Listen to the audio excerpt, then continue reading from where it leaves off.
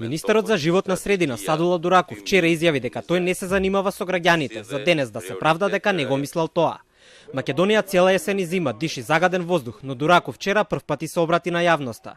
Пред камерата на Сител кажа дека Македонија може да троши само онолку колку што има и одби да ја коментира најавената тужба од граѓаните за уништено здравје. Македонија ние сме Швајцарија.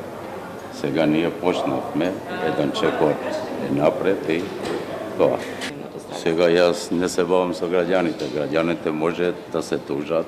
Тоа Го побаравме Дураку да појасни зошто не се занимава со граѓаните, бидејќи тој добива државна плата од 72.000 динари, незначително повисока од министерката за правда Рената Десковска. Ново коментар за Телма во самоодбрана кажа дека бил изваден од контекст.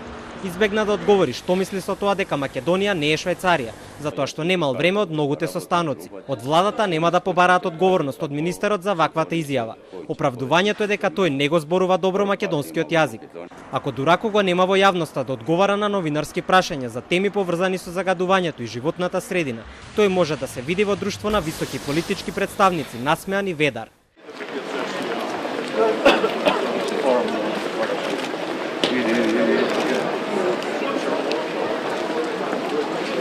Неговиот работодавец, владата, вели дека аерозагадувањето е стратешки приоритет.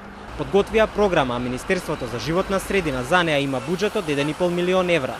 Наспроти тоа, невладините реагираат дека толку пари не се доволни за нешто што е стратешки приоритет. За владата главна причина за загадувањето се граѓаните кои се греат со нафта, пластични предмети и најразноразни отпадоци. Веднаш зад граѓаните кои се греат со што ќе најдат се граѓаните кои имаат стари автомобили. Велат надлежните кои подготвија и мерки против нив.